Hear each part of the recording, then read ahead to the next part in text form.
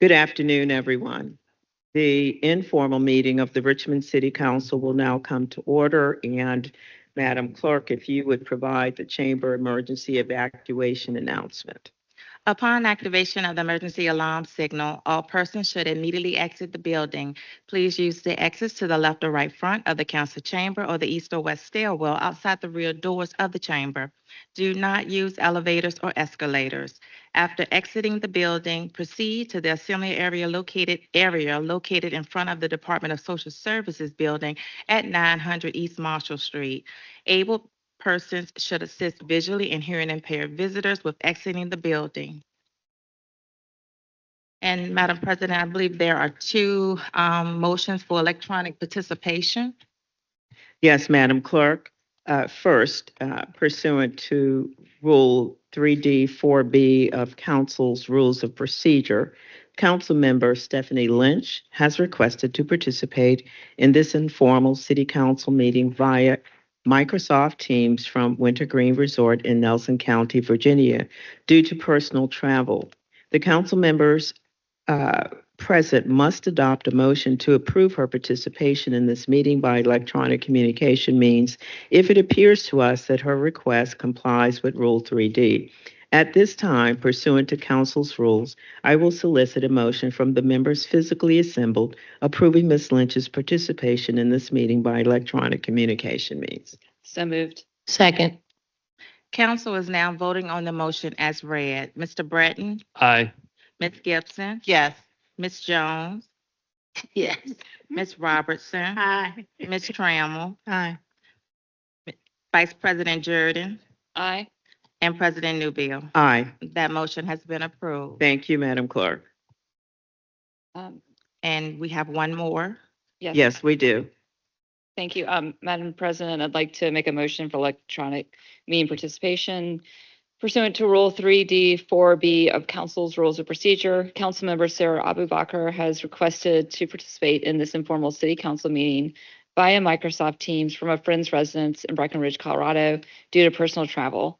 The council members present must adopt a motion to approve her participation in this meeting by electronic communication means if it appears to us that her request complies with Rule 3D. At this time, pursuant to council's rules, I will solicit a motion from the members physically assembled approving Ms. Abubakar's participation in this meeting by electronic communication means. So moved. Second. Thank you. The council is now voting on that particular motion. Mr. Breton, Aye. Ms. Gibson, Yes. Ms. Jones, Aye. Ms. Robertson, Aye. and Ms. Lynch. At this time, I do not see Ms. Lynch. Ms. Trammell, Aye. Vice President Jordan, Aye. and President Newbill. Aye. That motion has been approved. Thank you, Madam Clerk. Let's proceed with the docket review. Starting with the consent agenda, item number 1, ordinance 2024-312. Planning Commission recommended a continuance, so this item is to be continued until the April 14th council meeting.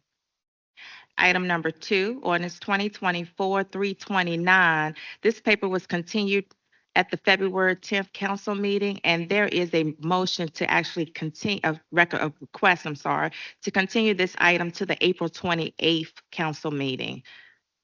Indeed, I am requesting a 60-day continuance of this SUP, please. And if that is the consensus of council, that item will be continued until April 28th. And that is the consensus. So Yes, item number, Madam Clerk, it and is. so item number 2 will be continued until April 28th. Items 3 through 5, ordinance 2025-022, 023, and 024. Planning Commission recommended approval. Item 6, ordinance 2025-025. Planning Commission recommended a continuance, so this item is to be continued until March 10th. Items 7 through. Madam President. Okay. Councilmember Trammell? Yeah, number 7, that is, you said it's going to be continued until when? Now, item number 6, ordinance 2025-025 will be continued until March 10th. That's item number 6. I haven't gotten to 7 yet. All right, thank you. Sorry, thank you. No problem. Items 7 through 14, ordinance 2025-026, 027, 028, 029, 030, 031, 032, and 033, due to the cancellation of the Finance and Economic Development Standing Committee meeting. All of these papers will be continued to the March 24th council meeting. Item 15, Resolution 2024-R040. This paper was amended at the February 10th council meeting, and there is a request that this item be continued to the March 10th council meeting. So if that is the consensus of council, this item number 15 will be continued until March 10th. So that item will be continued until March 10th, item number 15.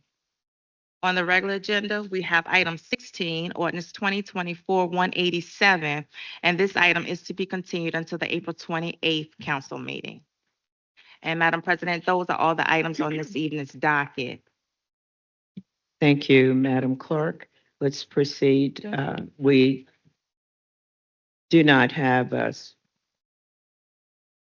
I'm sorry, Councilmember Robertson, my phone is not lit up. Okay, Yes. there we go. Thank you, Councilmember Robertson. Thank you, Madam Chair. Question in regards to all of the papers that are being continued because we did not have Finance Committee meeting. Part of that was due to the snow.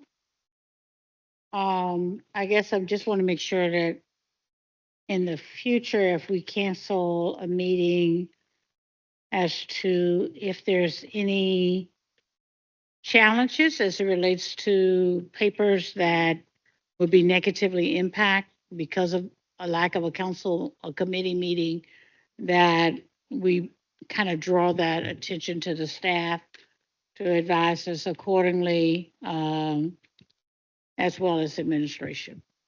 And if any of these, if that's the case for any of them, I'd like to know. Thank you. Thank you, Councilmember Robertson. Ms. Joy Hogg, to council members' inquiry or comment. Good afternoon, Sabrina Joy Hogg, interim CAO. I have not heard anything from staff saying that the continuance would be a problem, but if it is, I will bring that back to you. But so far, nothing.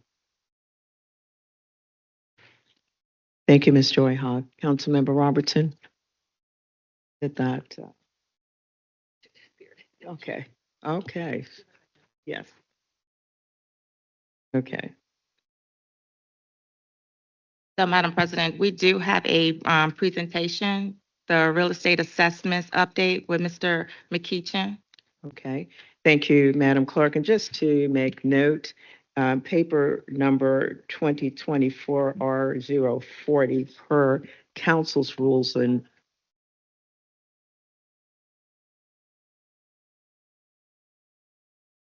council's rules of procedure. Mr. McKeithen, if you would hold 1 second. First of all, no, don't go away.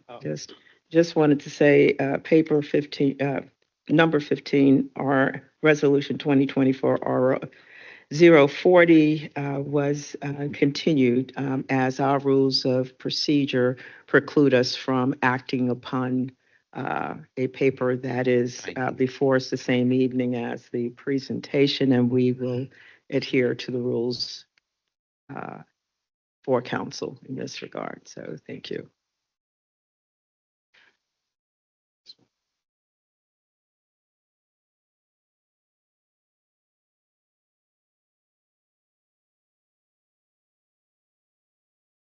You ready? Absolutely, Mr. McKeithen. Okay. Thank you so much. Thank you. Good afternoon, President Newbill, Vice President Jordan, members of council, everyone in chambers. I'm Richard McKeithen. I'm the city assessor here in the city of Richmond. Today, I'll give you a brief 10,000 feet up overview of exactly what my office does. I understand at the a meeting at the OD meeting several weeks ago, there was a request for me to come in and have some dialogue with you guys about exactly what I do and how I do it. So I'll try to be brief, stay within my time limit, and any additional questions, feel free to reach out to me, and we'll have dialogue one-on-one. Not a problem at all.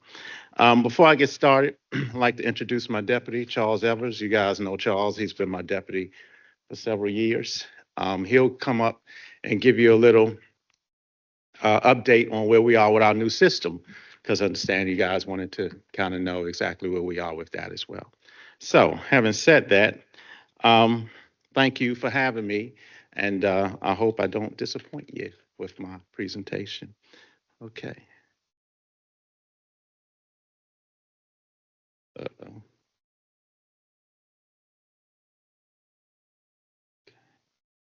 Okay. Just to give you a basic definition of mass appraisal, that's what I do. Any assessor's office is a mass appraiser, not a fee appraiser.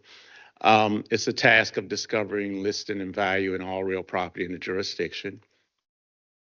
We perform this task in an environment of equalization. Equalization is extremely important. Equalization is written all throughout the law. It basically states or gives some testimony to there should be no favoritism when you do an assessment. Everyone is to be treated fairly in a fair and equitable manner. It differs from fee appraisal in that the focus is on many parcels. We have approximately 75,000 here in the city of Richmond, as opposed to one parcel as they do in the actual fee world. There are legal requirements tied to this. Section 58.1-3201 states that all real estate, except that which is exempted by law, shall have an annual taxation as prescribed by law. Now, we are a Class 1 city, and so we have annual reassessments, and they are to be done, as the second bullet point says, at 100% of market value. Some smaller localities throughout the state, they may do it, once every 4 years or so.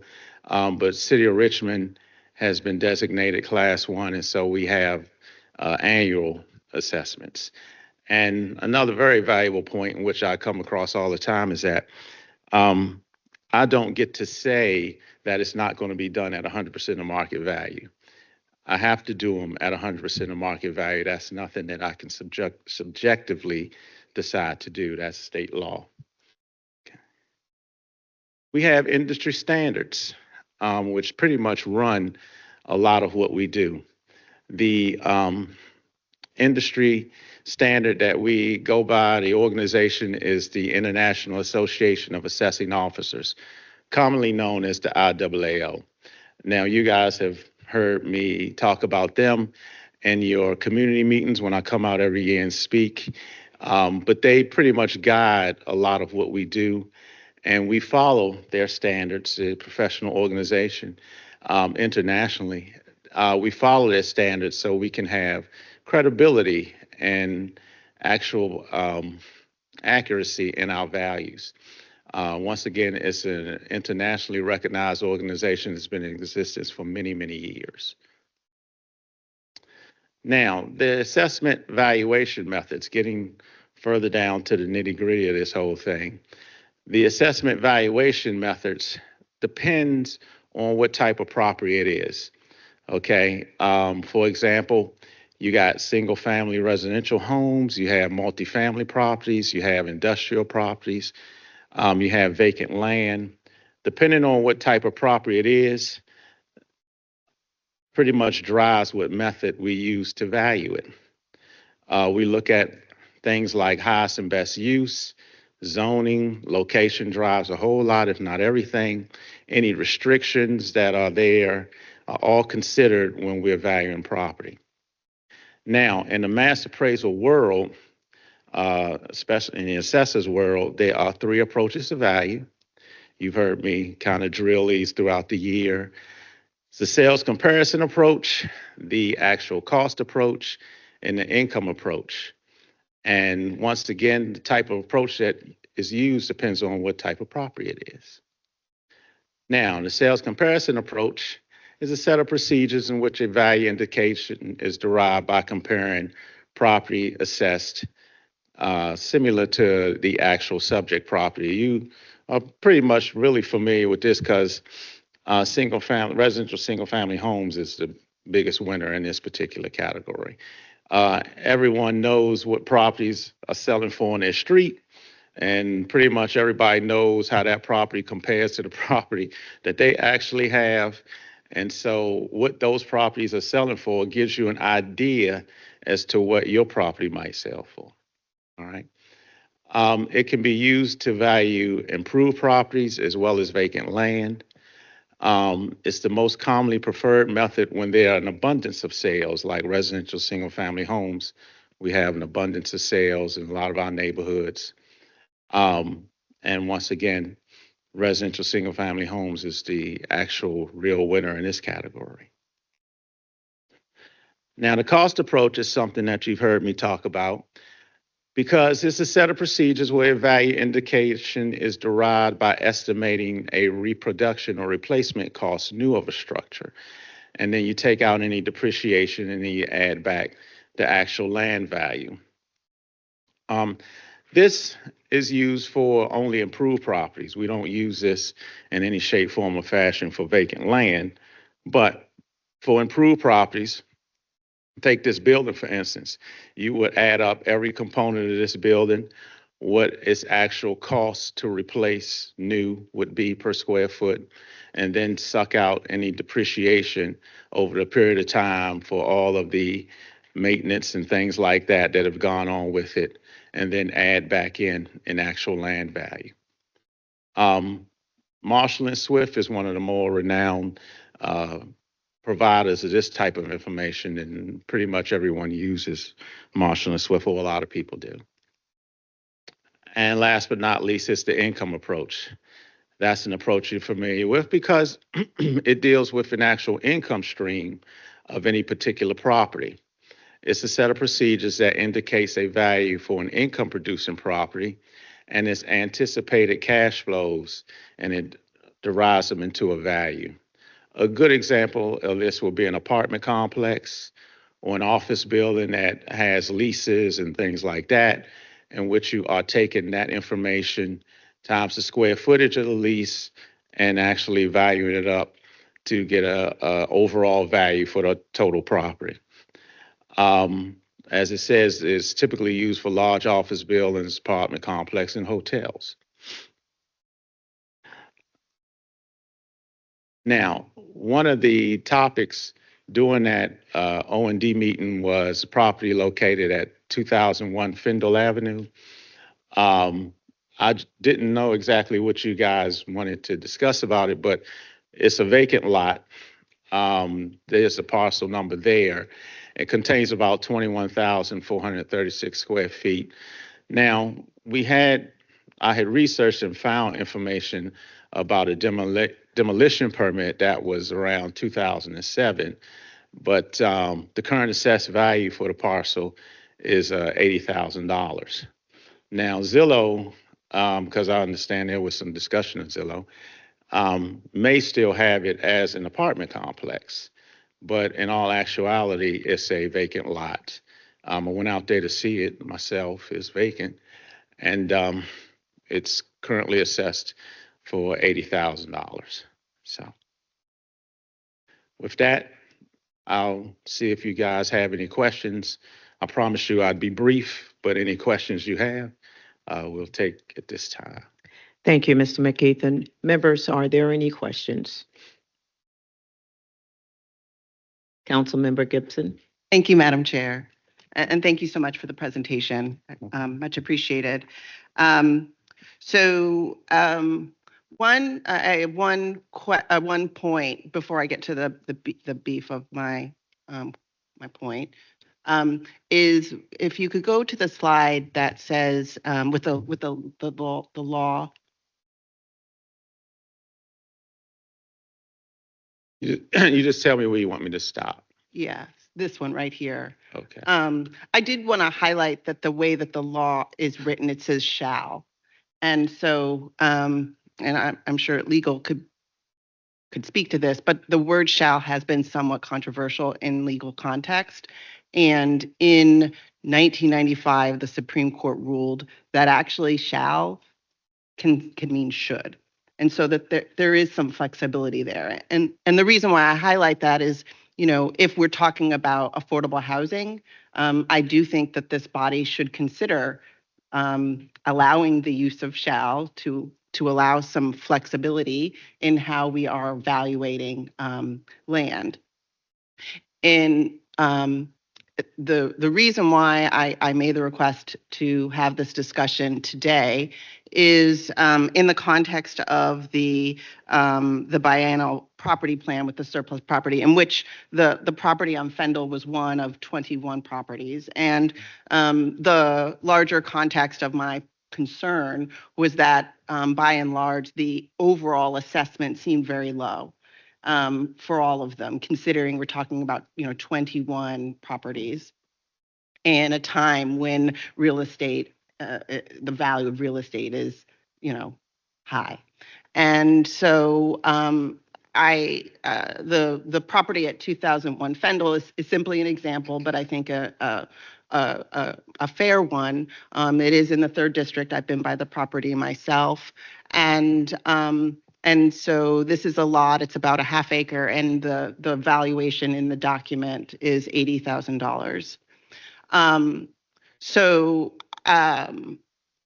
looking at the property, there's actually 4 properties across the street that are on Robert Street. So 313 West Robert Street, 311 West Robert Street, 307 West Robert Street, and 305.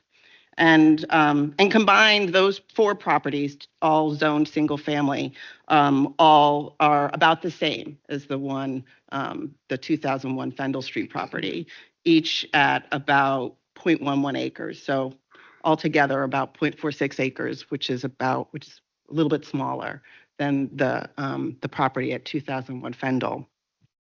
And those properties, which are literally like a quarter of the size, are also zoned with the land value at $80,000, right? Mm-hmm. And so if we were to assume that that the value of a property zoned single family is worth the same as a property that's zoned multifamily, I don't believe it is. But you would presume that at a minimum, this one property at 2001 West Fendel Avenue would be worth the total of those 4 properties.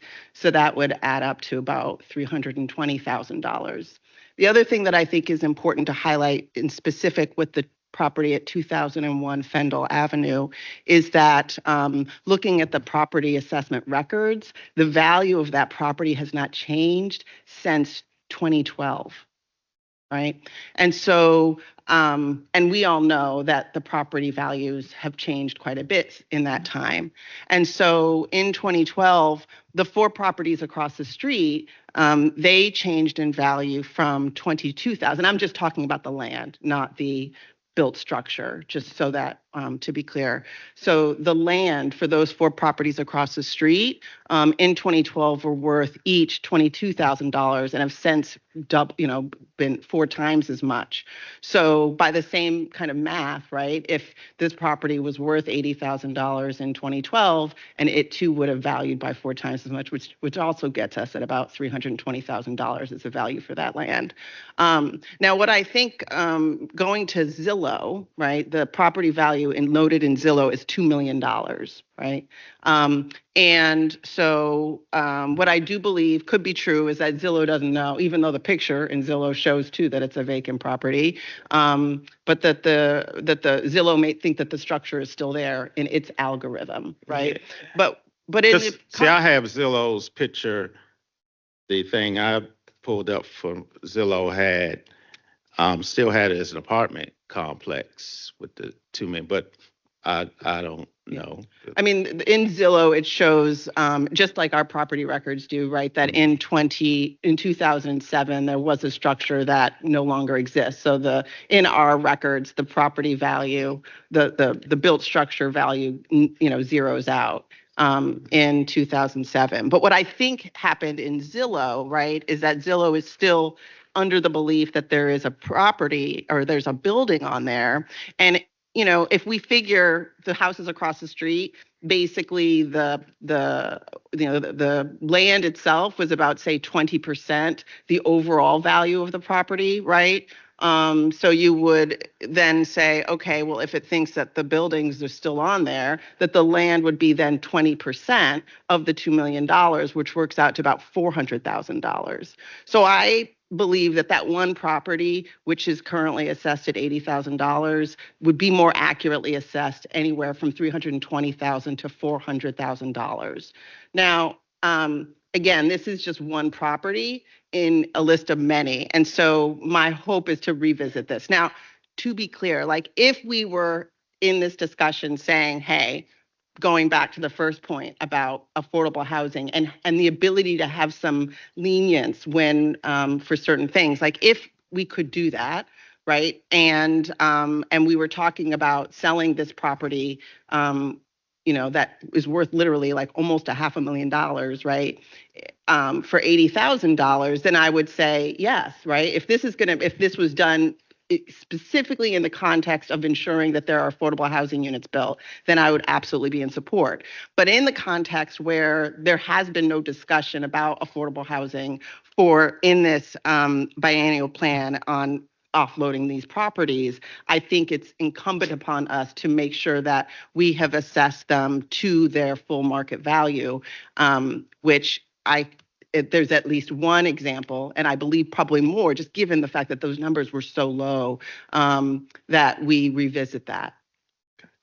Okay, a couple things just to point out. This was the Zillow thing I had, and it had 32 beds, 16 baths, 728 square feet, which sort of denotes that they're still valuing it as though there's an improvement there. But just to, get some clarity on the land value now, some of the stuff that I saw in the records had stated that it may be sitting in a flood zone or something like that, which may kind of denote the value of the property. But where we are in the office is that this is a property that is transitioned from being multifamily to sort of being thrown in with just commercial vacant land. So the appraisers are looking at it for a change in value, to be honest with you, because once again, it has a couple things going on with it. It's transitioned from multifamily to commercial, and it's right there beside a residential neighborhood. So we have to actually look at all of that and pull everything out and possibly give it a different value for the next assessment that'll be coming out in September. But we want to make absolutely sure that everything that we have seen is actually true. So we got to do our GIS work and everything like that and make sure that the floodplain and all of that, what happens when it rains and all that sort of thing, doesn't affect the total value. But there'll be more to come possibly on this by the time we get done, looking at all of the factors that are involved. But very valid points. Very valid points. Thank you. Councilman Breton? Yes. I guess I'm hearing that that there are assessments that may not actually be changing year to year. We've gone through an annual process, but some properties may end up having the same value this year and next year and next year and next year, which could happen in a for natural reasons of it actually not changing. But is it the case that some land value it ends up being the same because the process is completed and they came up with the same answer, or because there's some certain algorithm that just doesn't trigger every property to get reevaluated? Well, they're looked at to be revalued, depending on what's going on with it. As I kind of said in the presentation, it depends on what it is now. When properties are going through transition from one use to another, we first of all got to see what category it falls in. Is it going to be still multifamily? Are they still going to plan to build something multifamily? Is it going to transition to residential single family homes? Is it once again in a floodplain? What sales do we have over there that are more identifiable with that particular parcel? We're more cautious to not overassess than we are aggressive to overassess. And so we have to look at all the variables, and then we have to try to come up with a value. But very rarely do we get a lot of verbiage on stuff that's, underassessed, because 99% of the stuff that we get is I'm over. I'm not overassessed, but it's high. And so we're always very careful to make sure we're not overassessing things. Councilwoman Trammell? Gee, thank you for this presentation. I know I'm getting a lot of calls. People are very, very upset because their mortgages went up, because the assessments went up. Yeah. And a lot of people do not understand, because they're calling me yelling and screaming. They think that the tax rate went up. That did not go up. I think we got to get the word out that the tax rate stayed the same, $1.20. But what's happening is the assessments are going up so much. And so now they're saying they don't want all this development because their assessments are going up. And I told them that, if you don't have,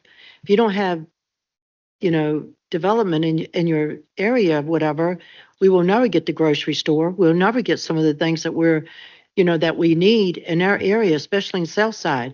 And I know that, it's been all over the news about a lot of, our area don't have a pharmacist, or, they're leaving, but they need to realize that a lot of the companies now are offering where they can come and deliver like 3 months of supply of medicine to your home.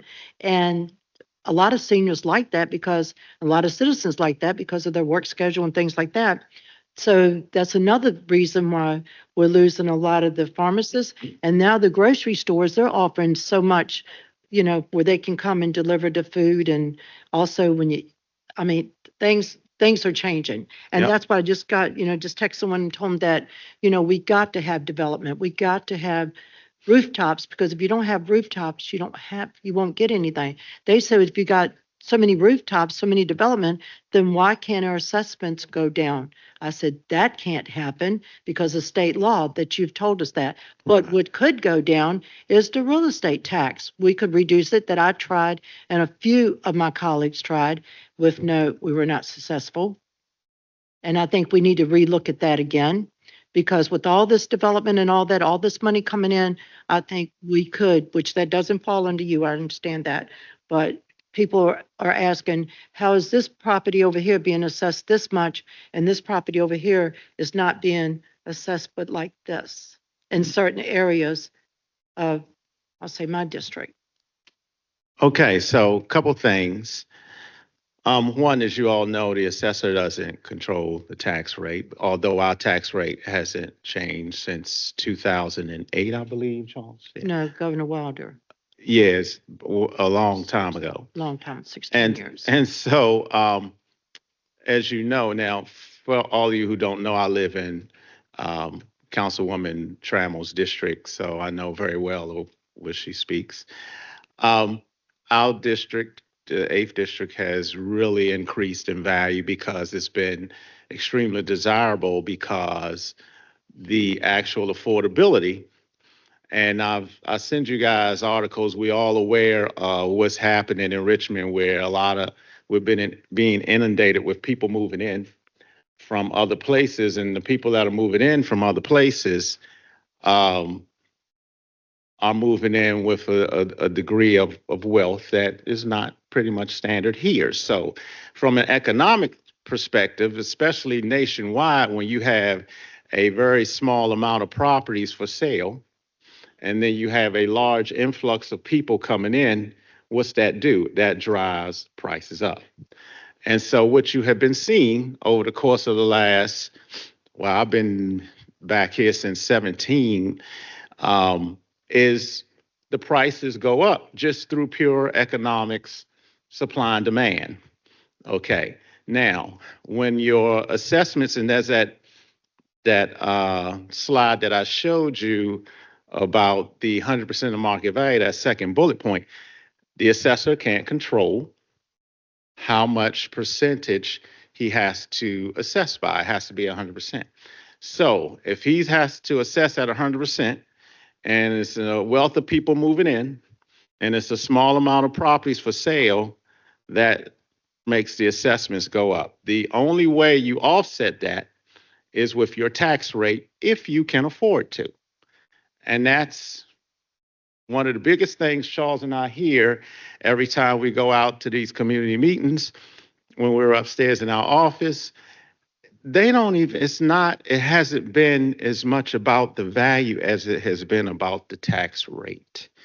And so you haven't changed it since 2008. I'm not recommending you do anything one way or another. I'm the assessor. I do live here, but I'm just the assessor. But that has been a huge problem with affordability here in our city.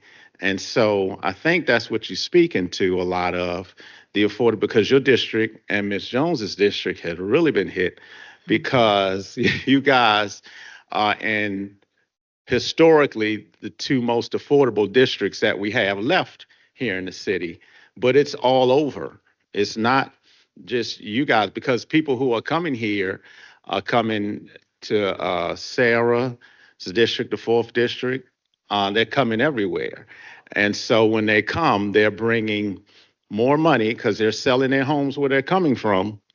And they'll tell you in those community meetings, I love it here in Richmond because I was able to sell my house in the DC metropolitan area or wherever I came from and buy it cash here and still have money left over. And so when there's a smaller amount of properties for sale, and they get into bidding wars and stuff like that, that takes up everything. And if you don't offset your rate, it's going to make it less affordable. And Richie, I'm Thank you. glad you just brought that. You had another question? Richie, I'm glad that you just brought that up because I know that so many people, they now see the market for their homes that it's done tripled. Yeah. And they are moving because a lot of seniors who can't afford to stay in their homes now because it costs too much for the upkeep, to cut the grass and everything else.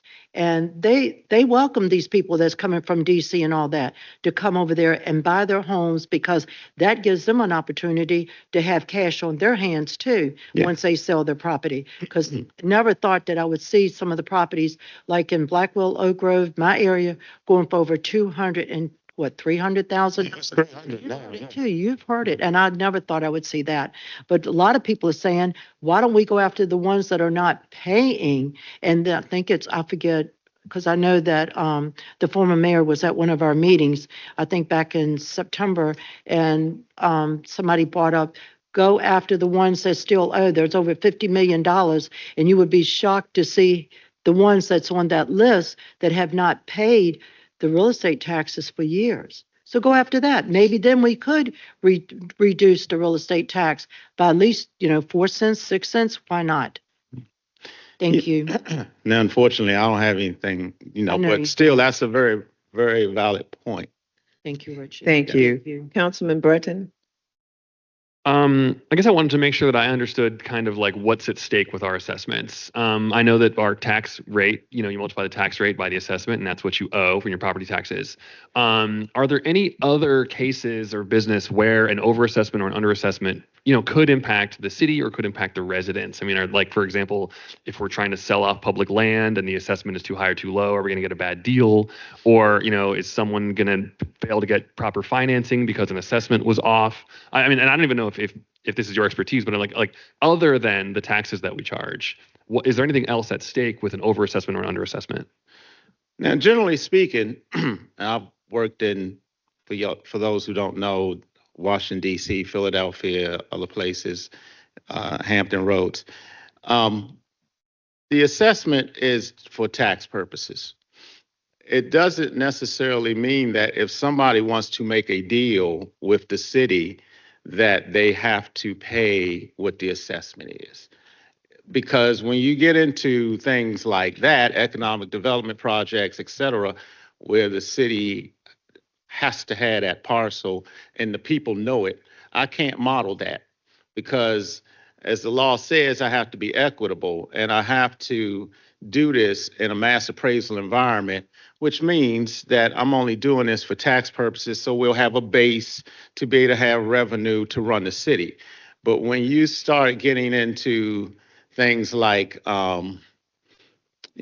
different projects or people looking at matter of fact, the last couple years, a lot of people, when they really want a property, they only use our assessment as a baseline. They're not saying necessarily, well, if I don't get this for it, then I'm not going to sell because they've been getting it.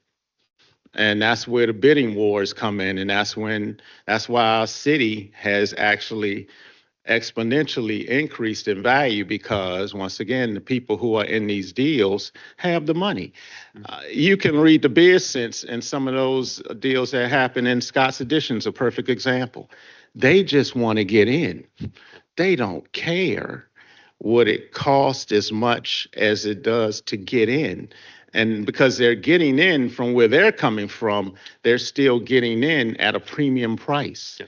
And it's, making it goes a long way in making everything else more valuable. Okay. Well, and with respect to taxes, then remind me if there's something in place on a parcel like a deed restriction or an affordable housing requirement, do those sorts of things factor into the assessment where the amount of rental income you are allowed to get or the sale price you are allowed to sell it at? Do those things result in a lower assessment if that realistically impacts the resale value? Now, for affordable housing projects, by law, I can't assess it at market value. I have to use the rents and stuff that are given for that particular parcel, that particular project. So if there is for example, a project that's market value, its value typically is going to be up here, and the affordable housing value will be a little lower. The problem is that I see, this is what I see as the assessor here since 2017, is that when your market, and it's not just here, it's nationwide, multifamily market has been hot nationwide. When the market is so hot that the market projects are up here, even the affordable housing ones are going to come up a little bit typically because there's a straight elastic coalition sometimes between them and the affordable housing things. Because even the affordable housing project, the cost for the materials and things like that, the labor and everything else has skyrocketed over the last couple of years. So regardless of what it is, it's still going to command a certain dollar value versus in the past. And I guess Mr. similarly, if we, in some world where rent control was a thing and there was a rent cap, like similarly, that would impact your assessment on a property as well, right? Yeah, I worked in DC where they had rent control, and so you can't assess it past whatever the owner can get in rents. Yeah. Thank you. Mr. McKeithen, thank you for the presentation, and I'm thanking you in advance because members may have additional questions and they can reach out to you directly for that.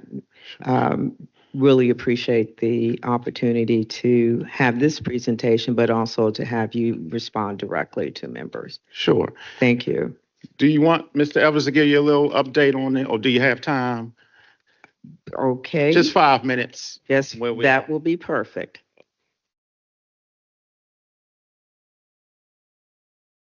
Gotta lower this down a little bit, I guess. Good evening, council members. Charles Evers, Deputy Assessor with the City Assessor's Office. Enthusiastic to say that we are now live with our Vision CAMA software. It's been a little over a year in the undertaking since we moved away from our old CAMA software, which ProVal was installed in 1999. It's been largely unsupported the last 6 years. We're lucky it got us this far along. We froze all of our data in November to start the conversion process. We've gotten a few complaints on that. because so many people do rely on our data. And we did let the public know, and thank you for getting the word out that it's just the way it is. We have to stop putting data into one software to convert it, fix all the issues. It wasn't perfect, but we got here. We are now live. We have undertaken the reassessment for 2026. We'll be looking at all the market sales that happened this past year. And yes, there is appreciation in the market.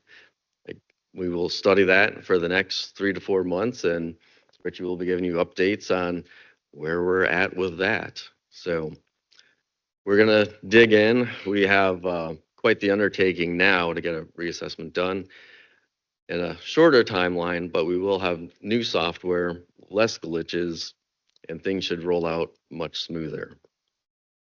Our portion of the city's website will be updated. That's about the only thing the public may see in the near future. It is live data now, but our vendor has changed their website vendor, so we should have a better website. Give us 2 months, 1 to 2 months. It will look a lot better. There'll be a lot more information on it. So with that, we'll get back to work looking at all these sales. Is any questions about that? Or you're more than welcome to stop in our office and ask questions or see the new software. That's not very exciting unless you're an appraiser, but we will be there.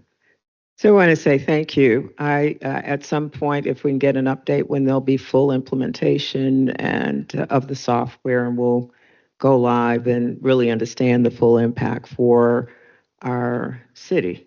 Yes. Yeah, I think that's going to be a real point of discussion. We are live now. We are actually using it. Fully? Yes. Okay. Yes. And the website will be, It's working, but we're going to revamp it right, that's what once our vendor gets yeah, gets it to us. thank you. That's what, when I said fully, I meant all parts and pieces, but thank you. At least we have the Absolutely. first part first. So Mhm. look forward to follow up in terms of implementation and next steps. Thank you. Sure. You're welcome. Members, the agenda for the informal session has been completed. This informal meeting now stands adjourned.